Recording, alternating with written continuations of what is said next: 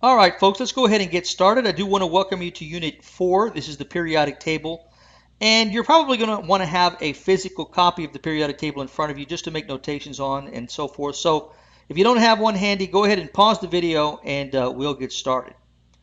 So when we talk about the periodic table, we need to get some idea, first of all, of its origin, where it came from, how it came to be. And to do that, we're going to go all the way back to 1869. And a Russian scientist whose name was Dmitry Mendeleev. Dmitry Mendeleev organized the known elements, the elements that were known at that time, according to atomic mass. In other words, he wrote down the names of the known elements together with their atomic mass on a piece of paper, and he arranged those in order of increasing atomic mass. Now, when he did that, interestingly, this grouped elements with similar chemical and physical properties close to one another. So here's a lithogram of what Mendeleev looked like, and here is a copy of the very first periodic table. Doesn't look anything like what you're used to seeing, but it was the very first, the most primitive periodic table, and it showed that the elements, when they were grouped in certain ways, in this case according to atomic mass, that elements with similar physical and chemical properties were grouped together. Now this was astounding because this implied that there was some kind of order to the matter of the universe. And still there were problems with the system though. Mendeleev could not explain, for example, why some elements simply didn't exist in his system. So there were openings in the periodic table. Now Mendeleev was so confident of his idea though that what he predicted was that eventually the elements would be discovered. They simply hadn't been discovered as of yet, and amazingly, he was absolutely correct. And even after his death, elements were discovered that completed his periodic table. But in 1913, a British scientist whose name was Henry Moseley organized the elements in a different way. What he did was he arranged the elements according to atomic number. Not atomic mass, but atomic number. Now this really cleared up many of the problems that Mendeleev had with his initial periodic table. And so the Moseley periodic table is something that we're more familiar with. It looks much more like what we see today. It revealed things about the elements that were absolutely astounding. So we're going to look at some of those characteristics. But this was Moseley's periodic table of 1913. It looks very similar to what we see today. So Moseley found that when the elements were grouped according to atomic number, that the metals were together on the left side of the periodic table. Metals are malleable, that means that they're bendable and shapeable, and good conductors of heat and electricity. Now, we later learned that they sometimes lose electrons to form what we call cations. Moseley didn't know that, but we need to know that. In other words, on the left-hand side of the periodic table, where we see the metals will tend to lose electrons. So the metals are over here. So these are the metals. We'll label those metals on this side. All right? And they're going to have a tendency, again, to lose electrons. Once again, Moseley didn't know that, but we know that. All right? So metals on the left side when he arranged according to atomic number. Now, the nonmetals are not malleable. They are not good conductors of heat and electricity. And we now know, gain electrons to form something called anions. So again, cations lose electrons, anions gain electrons, they're negatively charged. These are the elements on the right side of the periodic table. So kind of in a rough view, we can say that the metals were on the left side and the nonmetals, where those are in gray, are on the right side of the periodic table, just like that. All right? So now let's talk about the elements that are in between, the semimetals. The semimetals exhibit characteristics of both the metals and the nonmetals. They have characteristics of both, and they lie along a zigzag line on the right side of the periodic table. Let me identify that zigzag line for you. It's right here. So if we look at a periodic table, the zigzag line that demarcates the difference between metals and nonmetals would be this one right here, just like that. Metals versus nonmetals, just like that. Now, those are the semimetals. Those are the elements, sometimes called metalloids, that have characteristics of both metals, and nonmetals, all right? The semi-metals. All right, now let's go up just a bit. The first column of the periodic table are called the alkali metals. The alkali metals, and they sometimes lose one electron to form ions with a charge of +1. Because they are in the left side of the periodic table, they're known as cations. So let's take a look at this periodic table below to identify the alkali metals. So this column right here, this first column, are metals, obviously, because they're on the left side of the periodic table, but we're going to identify them more precisely as the alkali metals, all right? The alkali metals. We now know that they sometimes lose one electron to form cations with a +1 charge. So they include hydrogen, lithium, sodium, potassium, rubidium, cesium, and francium. Those are the alkali metals in that first column. All right? We're just defining things now. The second column of the periodic table is called the alkaline earth metals. We have the alkali metals in the first column. Now we have the alkaline earth metals in the second column. They sometimes lose 2 electrons to form ions with a +2 charge. So let's go to that second column now and identify those. So this second column right here are known as the alkaline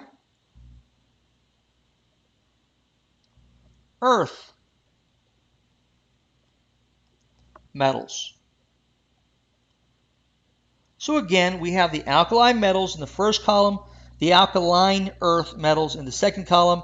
The alkali metals will tend to lose 1 electron to form cations with a +1 charge, I should say, and the alkaline earth metals will lose 2 electrons to form ions with a +2 charge. In both cases, we call those cations, right? We call those cations. All right, what else do we know? Columns of the periodic table are known as families or groups. So families or groups, you can call them either one, are columns. Just don't call them columns. They're called families or groups on the periodic table. And the first 2 families or groups, what we call the alkali metals and the alkaline earth metals, form the block known as the S block. Why S block? What does that have to do with what we already know? Well, when we talked about the quantum atom, we talked about certain levels. We said that there was a first main energy level, second main energy level, third main energy level, and so forth. But we also talked about sublevels, S, P, D, and F, as you recall.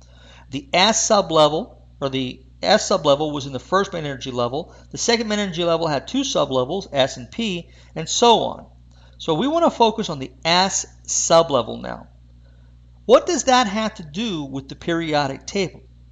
Well, the S block of the periodic table, as it turns out, amazingly, contains elements whose outer electrons, the last electron, are in an S sublevel.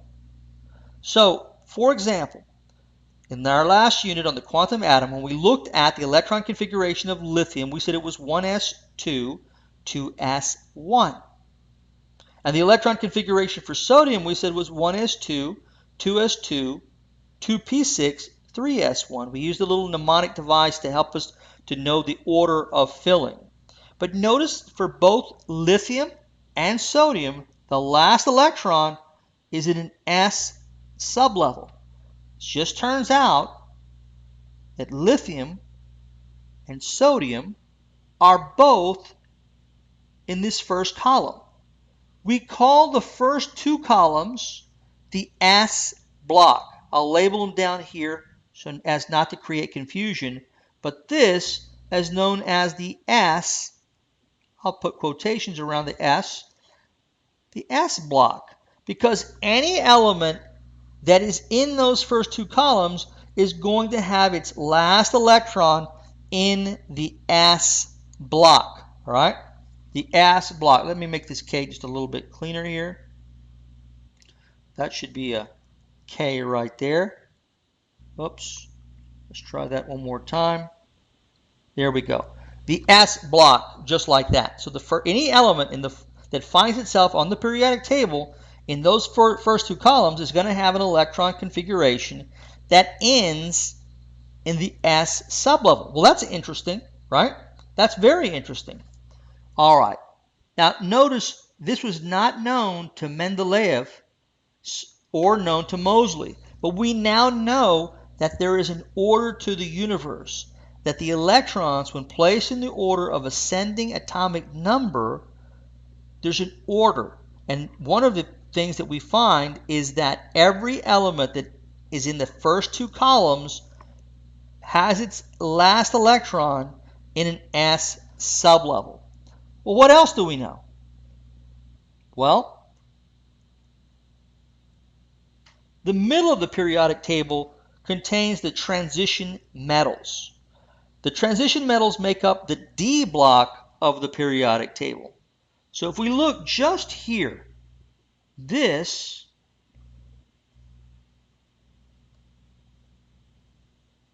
elements form the D block of the periodic table. In other words, elements that find themselves in this central area of the periodic table have their last electron in a D sublevel, right?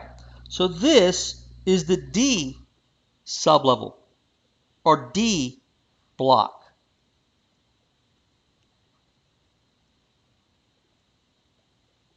Just like that, all right? All right, we're adding to our understanding then of the periodic table. Elements in this block have their final electron, the last electron, in the D sublevel. For example, the electron configuration for iron. Let's find iron on the periodic table. It happens to be not IR, but it's Fe. It's number 26. It's right there. And if we want to write the electron configuration of iron from our mnemonic, we can do it like this. We can say it is 1s2, 2s2, 2p6, 3s2, 3p6, 4s2, 3d6. Now, before we go any further, I need to tell you this, that the D block is what we call staggered. Let me explain what I mean by staggered. As you go from row to row to row, you're dealing with higher and higher and higher main energy levels. So this right here is the first main energy level, this is the second main energy level, this is the third, and this is the fourth main energy level, and so on.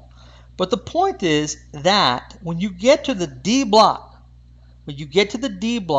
you're going to stagger. You're going to go one up.